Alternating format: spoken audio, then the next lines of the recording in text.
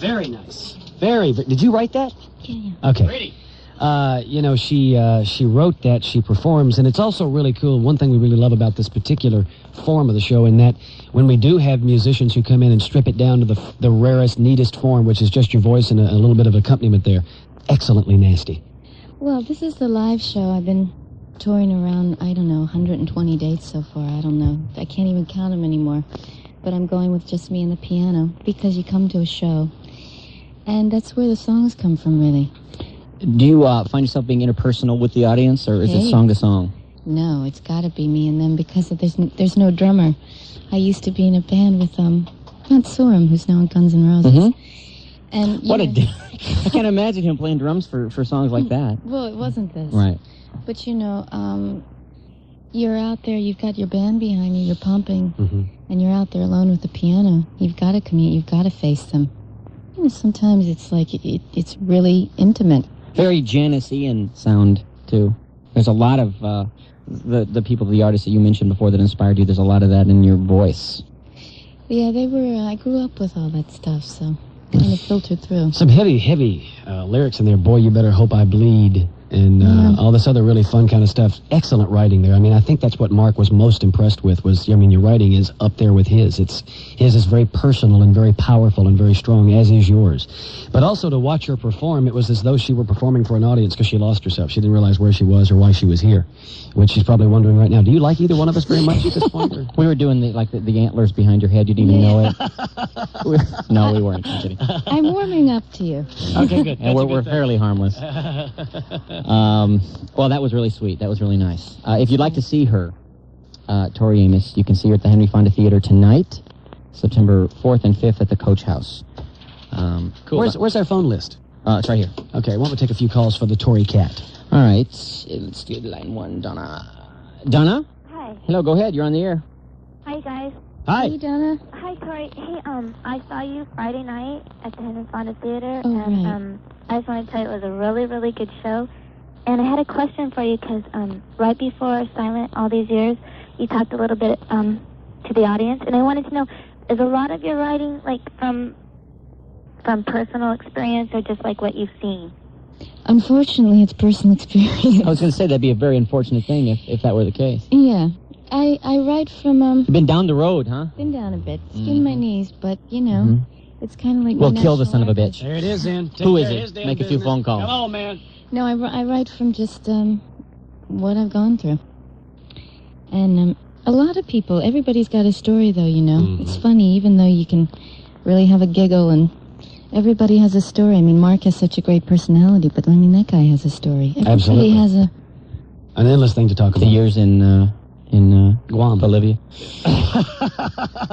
Guam, Bolivia, which is a small town they just found outside it Ecuador. They're adding it to maps now. There's a guy coming around coloring it on each one. So to take it in a different direction, because your writing is so impersonal, and you have just talked about how it's from experience, what kind of human being are you now to go through all this stuff, to skin your knees down the road, as you say? Are you, as far as men goes, and we don't want to get in your personal life if you don't want to share any of that with us. I'm skinny, Brian. All this emotional stuff is making me lose weight. Hey, check it out. I mean, to write lyrics so poignant and so interpersonal and rip yourself apart and show everybody your innards like that, can you date? Do you date? Do you see... do you like men? Do you hate men? No. Do you hate human beings? No, truthfully, no. I think, hey, when you can look at stuff, that's when you're powerful.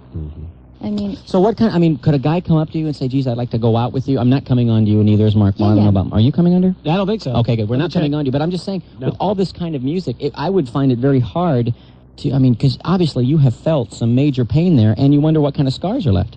Yeah, but I'm dealing with my scars, so if you go out with me, I'm really honest. And I think I have a really good sense of humor about it. I mean, I can giggle about it. So you're saying that if you leave it there and don't deal with it and let it sit... Come on, you've got monsters in your closet. This is where all your born-again Christians are coming from, wanting to censor stuff. And, everybody pointing fingers. I'm not into pointing the finger. When you work on yourself, then you really know who you are. You don't have some needy person.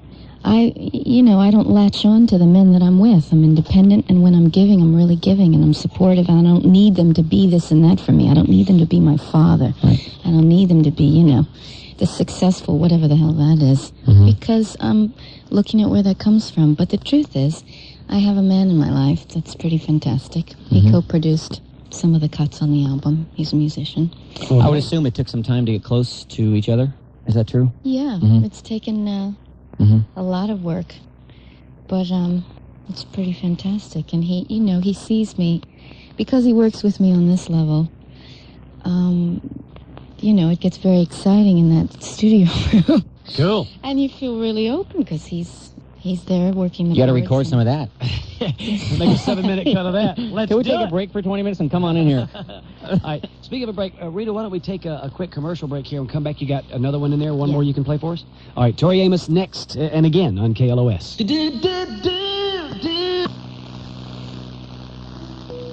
What of them they do? All right, 95.5. I didn't know that. 95.5 KLOS, around 18 minutes till 10 o'clock on the Something Mark in area show.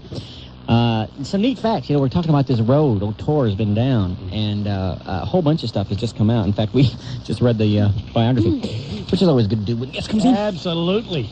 First of all, on one of the songs on that album, there's a song there that they play at the Mustang. What is it? The Mustang Ranch? Yeah, I just found somebody came up to me last night and said, yeah, I was just at the Mustang Ranch, and I think you should know that, you know, they're playing this once you go in to get your money's worth. So, the Mustang Ranch, the brothel outside Vegas. Yeah. I'll be danged. It's very passionate music, and intensely passionate music. You know, I love prostitutes. I think they're the best. I love Vegas. So I think I'm really... No, I mean, I'm the happy Vegas is so about cool that. because they're hanging there, and it's just neat to be there because, you know, prostitutes are around you. It's just kind of neat it's part of the whole ambience of the Vegas thing. Don't you think? Yeah. So, Well, they're around everywhere. And I mean, I played in lounges for years. I think a lot of piano players, Billy Joe, you know, where are you going to make your money? You play piano bar. yeah. And the greatest thing is they come in, sit around that piano bar, and they come in 2-3 times a night. They go in, they go out, they come back again. It's great. Sit at the bar and put bread in your jar. That's right. Check it. At age 13, is this true? You were playing in gay bars in Baltimore, chaperoned by your father, who was a Methodist minister, Yes, true. and you played show tunes. Everything. Oh.